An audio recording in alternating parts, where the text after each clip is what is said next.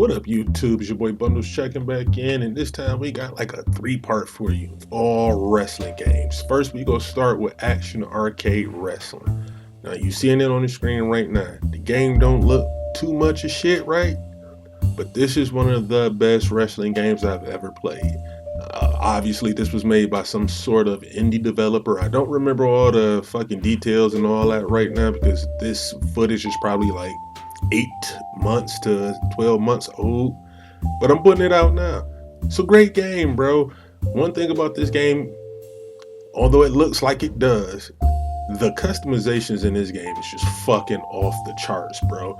Everything that is lacking in visual presentation, it has in customizations, bro. Literally thousands upon thousands of different customizable characters or customized characters you can download from the servers. You can only have 1,000 per account though, so if you download 1,000 characters and fucking rings and all that shit, it's a wrap. You have to delete some. But the rings, the characters are like fucking mind blowing, bro. Like really mind blowing. I actually downloaded the Heart Foundations and the British Bulldogs, Davey Boy Smith and Dynamite Kid, that had a dream match, man. You can have up to like, if I'm not mistaken, 10 to 12 players in the ring at the same time. It's only 4 players a game. There's no online component, but the rest are all AI controlled. But the game itself, gameplay controls, all that shit is pretty smooth, bro. And one thing I will knock about the game that I knock about a lot of games, there is no online play, which is fine. It's not the end all be all for a game like this, bro. But without a ton of game modes and without online play, I mean, what can you really do? You know what I'm saying? After you download all the characters that you want to try out and you want to play with, you want to see what the moves are, different versions and all that. After about a week or so, the game kind of lost its luster until you just like, hey, let's just throw some dream matches together and let the computer play it out.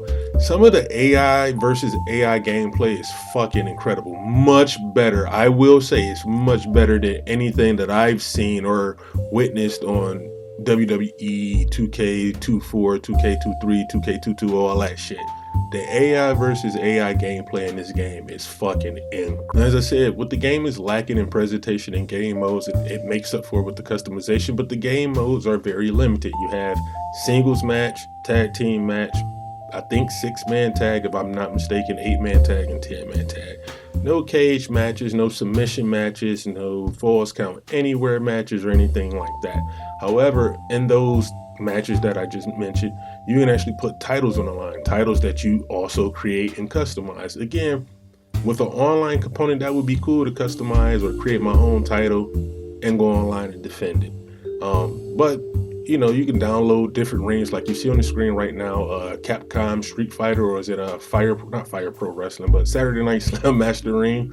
I downloaded the entire, you know, mid to early 90s All Japan Pro Wrestling roster and put them up against current NXT guys. Like, the shit you can do in the game is cool, but again, because of the lack of game modes and an online component, you don't have anybody there to play with you, which is kind of a weird thing to say, but if you're not playing with anybody present with you, you're going to be playing by yourself, which is usually fun if you're looking through the right threads on Twitter/X. But for this game, after a while it gets kind of boring. They have like power-ups to make things interesting, but they're not enough to make the game like one of those type games, you feel me?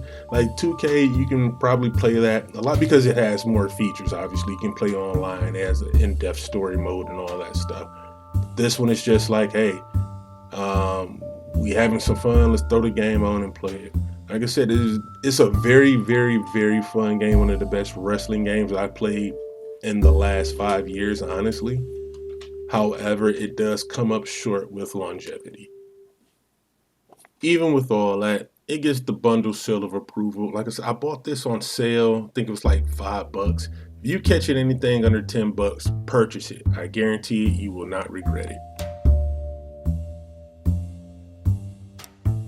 Next up, we have RetroMania. Now, I had seen this game previously, maybe a couple of years ago, while searching YouTube and thought the shit looked pretty good, but it was only on Steam at the moment, if I'm not mistaken.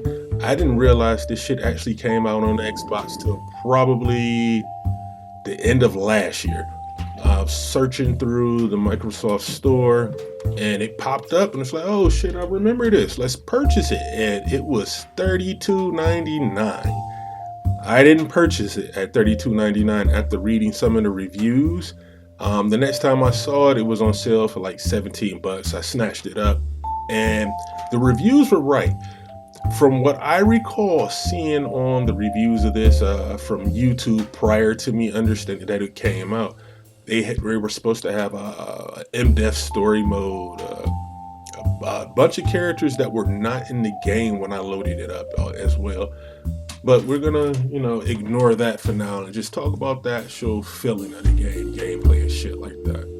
Now, the game itself actually does play exactly like the old WWF arcade games, WrestleFest, and so forth. Exactly like it. There's no difference. However, it's just updated. It actually has a story mode. It actually has a bunch of the big name indie guys or old school WWF, WCW, USWA gimmicks or whatever the fuck. The roster in this game is actually pretty solid. The base roster is actually pretty solid, let me say. And it does have quite a few replayable game modes. Now, the roster for this game was pretty interesting. We had Matt Cardona, Big Stevie Cool, Stevie Richards, Austin Idol, Brian Myers, Tommy Dreamer, Nikita Koloff, Warhorse, Jeff Cobb, Hawk, Hollywood Nova, Nick Aldis, Zack Sabre Jr., Colt Cabana, Animal, Johnny Retro, and the Blue Meanie. See what I'm saying? It's like a mix mash of a lot of current and old shit and a lot of, indie shit too, which is cool, bro. One of my favorite game modes in this shit is the 12 pounds of gold, where you pick one character and you wrestle through the entire roster to get the number one contendership to win the NWA World title from Nick Aldis. And if you're successful in doing that, you have to defend the title against the other half of the roster that you didn't beat, and then go against Nick Aldis again in a cage match, which is dope. And it's a different kind of layout for each character you do this with. I've only done it with Tommy Dreamer and Chris Bay, and it was cool all around. And yes, as I said before, this game does have a dedicated story mode where you play as Johnny Retro, bro, aka Johnny Mundo, aka Johnny Impact, aka Johnny Dynamite, aka Johnny Nitro, or whatever the fuck he was called in WWE at this point. You play as him, you're working your way through the indies, you work for House of Glory, you have this whole rivalry, or you join the Blue World Order, or you rival against them. You actually have choices that matter. The one thing I will shit on about this game in the story mode is incomplete. Coming towards the end, once you make it to Japan and you do all your shit over there in Japan, there's a setup where you're supposed to go against the Road Warriors. Then there's a cutscene that shows the Road Warriors on their motorcycles driving through the desert. Then it ends. There's no match, nothing. That's the end of the story. It is very incomplete. But the game is still being updated because I loaded it up maybe 3 months ago, and we have new characters. We have James Storm and Mr. Hughes. So I'll check it out again.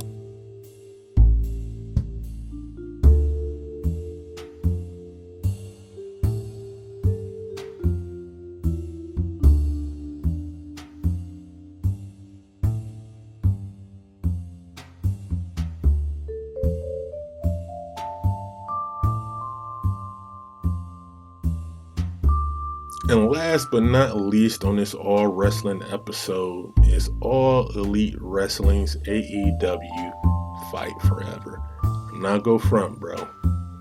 I bought this shit day one.